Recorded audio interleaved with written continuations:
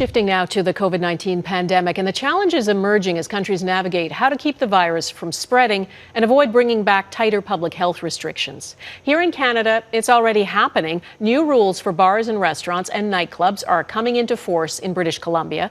Other provinces with rising case numbers are weighing their options and watching countries like England, which is reimposing restrictions. Most social gatherings larger than 6 people are being banned there. More on that in just a moment. Here in Canada, with infections on the upswing in a number of places, the public is being reminded to take COVID-19 seriously or face the consequences. The last thing that anyone wants is to have to once again shut down our economies and suspend our lives to try and counter a massive second wave.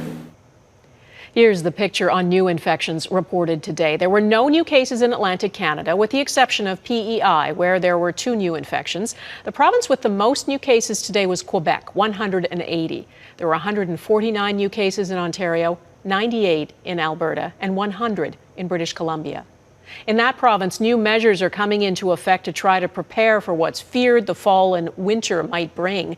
Apart from those new restrictions, shutting down nightclubs and banquet halls, the province is pumping hundreds of millions of dollars into its healthcare system. Global's Keith Baldrey is in Victoria tonight. Keith, what's that money going to be spent on?